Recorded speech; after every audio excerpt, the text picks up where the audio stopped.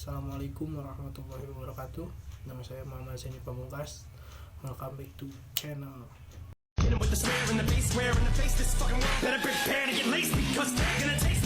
Fine. I'll do it myself.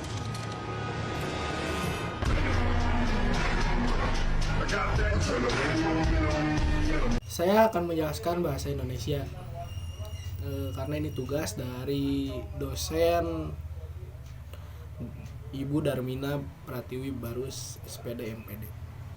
Mata kuliah bahasa Indonesia. Saya akan menjelaskan materi ada 4 bab. Yang pertama hakikat bahasa Indonesia, yang kedua ejaan yang disempurnakan, yang ketiga kata, istilah dan diksi, yang keempat kalimat. So langsung saja ke hakikat bahasa Indonesia.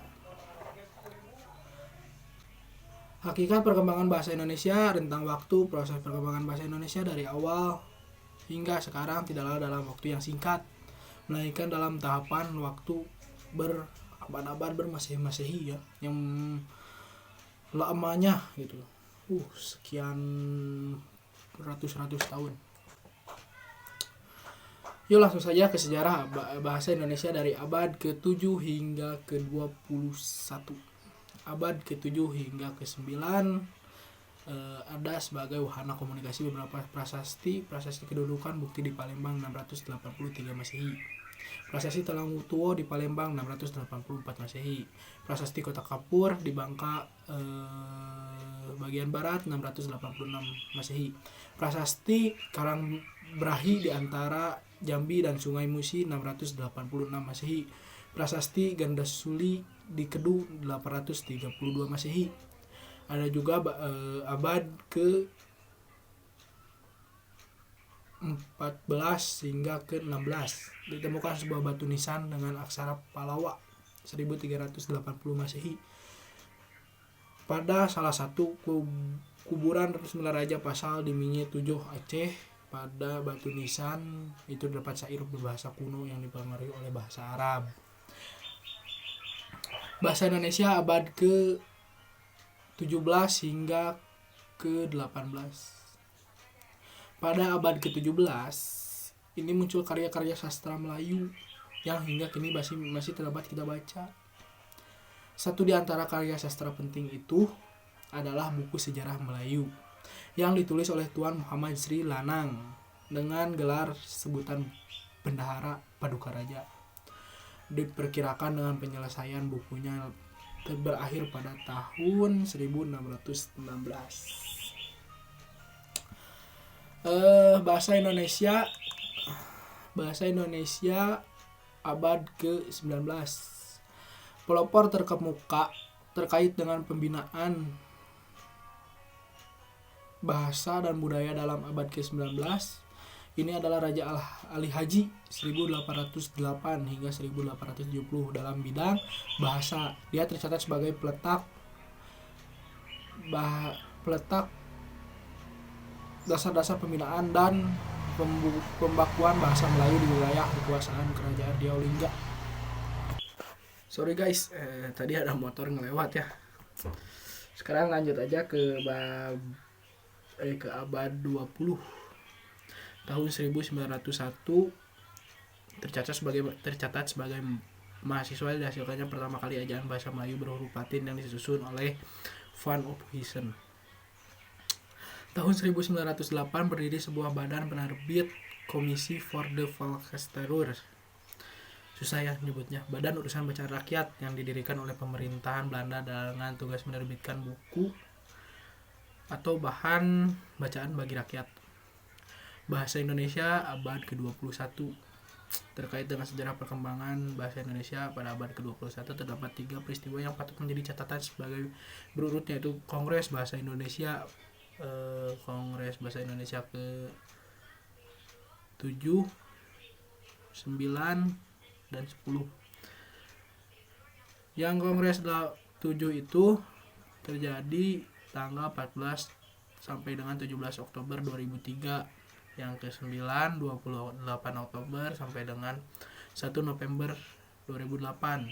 Yang Kongres ke-10 diadakan di Jakarta di Hotel Grand Sahid Jaya pada tanggal 20 sampai dengan 31 Oktober 2013. Kedudukan dan fungsi bahasa Indonesia. Kedudukan bahasa Indonesia, fungsi bahasa Indonesia dibedakan menurut kedudukannya. Indonesia dibedakan menurut kedudukannya, yaitu sebagai bahasa nasional dan bahasa negara. Hal itu terdapat pada hasil perumusan seminar politik bahasa nasional yang diselenggarakan di Jakarta mulai tanggal 25 hingga 28 Februari 1975. Fungsi bahasa Indonesia, yang pertama sebagai bahasa nasional, yang kedua sebagai bahasa negara. Variasi bahasa lisan dan tulisan, resmi dan tak resmi, dialektal, kaum terpelajar, bidang khusus, baku dan tidak baku, baku tulis dan baku lisan di bahasa Indonesia yang baik dan benar. Itu variasi bahasa. Sekarang saya akan menjelaskan bab 2 tentang ejaan yang disempurnakan. Yang pertama dari Van Ophuijse atau yang disebut Van Ophuijsen. Pada tahun 1901 ditepakkan ejaan bahasa Melayu dengan huruf Latin yang disebut dengan ejaan Van Ophuijsen. Van Ophuijsen merancang ejaan tersebut dibantu oleh Engku Nawawi dan Engku Ibrahim. Yang kedua, ejaan Suwandi. Pada tanggal 19 Maret 1947, ejaan Suwandi diresmikan dan diberi julukan ejaan Republik. Hal-hal yang menonjol dalam ejaan ini adalah huruf OE diganti dengan U seperti pada guru, itu, umur, dan kata ulang boleh ditulis dengan angka 2. Seperti anak-anak jadi anak 2 gitu. Yang ketiga yaitu ejaan Melindo. Ejaan Melindo pada akhir tahun 1959 sidang pemutusan Indonesia dan Melayu Slamet Mulyana dan Syekh Nasir bin Ismail Ketua menghasilkan konsep ejaan bersama yang kemudian dikenal dengan nama ejaan Melindo yang disebut Melindo Melayu Indonesia. Perkembangan politik selama tahun-tahun berikut ini antara Indonesia dengan Malaysia mengurangkan peresmian ejaan ini. Sekarang yang terakhir ejaan bahasa Indonesia yang disempurnakan EYD pada tahun 16 Agustus 1972, sehari sebelum memperingati kemerdekaan. Pada tahun 1972, Presiden Republik Indonesia meresmikan pemakaian ejaan bahasa Indonesia berdasarkan keputusan Presiden nomor 57 tahun 1972. Jadi zamanan Soeharto presiden kita ya, kalau nggak salah. Departemen Pendidikan dan Kebudayaan menyebarkan buku kecil yang berjudul Pedoman Ejaan Bahasa Indonesia yang disempurnakan sebagai patokan pemakaian ejaan itu. Sekarang komponen ejaan dan pemakaian huruf. Komponen ejaan ada 4.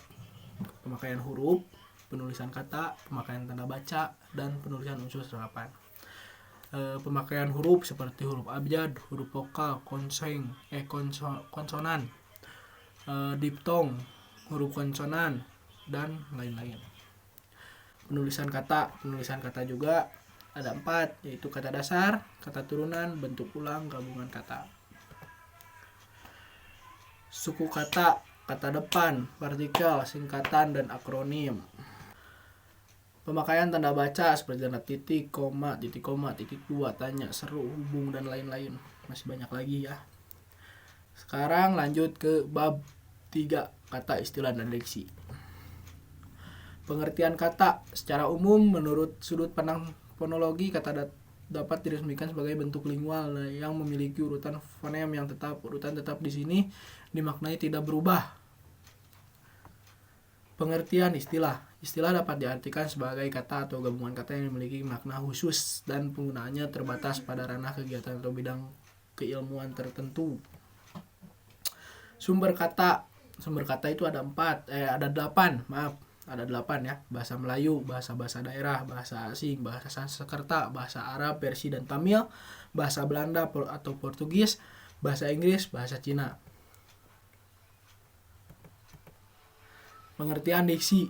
Diksi atau pilihan kata adalah kemampuan memilih satu kata yang tepat di antara sejumlah kata bersinonim untuk digunakan dalam konteks tertentu. Relasi makna. Ada kesinoniman, kehomonian, kepolisemian, kehiponimian, keantoniman, makna konotatif dan denotatif, ungkapan idiomatik. Bab 4 yaitu kalimat. Pengertian kalimat. Kalimat didefinisikan sebagai satuan bahasa yang disusun oleh kata-kata yang memiliki makna yang lengkap. Dua hal penting yang berkenaan dengan konsep kalimat. Konstituen dasar, intonasi fina. Unsur-unsur kalimat ada subjek, objek, keterangan, pelengkap, predikat. Ada jenis-jenis kalimat. Jenis kalimat berdasarkan jumlah subjek dan predikat. Jenis kalimat berdasarkan susunan dan fungsi intaksinya. Jenis kalimat berdasarkan fungsi intaksinya. Syarat kalimat efektif. Gramatikal, lugas, sejajar, penekanan, kehematan, kelogisan. Kalimat tidak efektif. Tidak memiliki sumber atau predikat, terlalu panjang, cenderung bertele-tele, kurang jelas menyampaikan pesan. Terima kasih atas tontonannya. Terima kasih atas kalian sudah menonton video ini. Jangan lupa subscribe ya, subscribe ya gitulah pokoknya tadi ada di bawah subscribe. Like, komen, jangan lupa juga komennya yang baik ya, like juga, like-nya gini ya, jangan gini ya. Pokoknya ya kalau mau tentang saya follow aja IG-nya ini di sini nih, Sendidut ya. Oke, terima kasih. Aduh, potong. Sekian. Wassalamualaikum warahmatullahi wabarakatuh.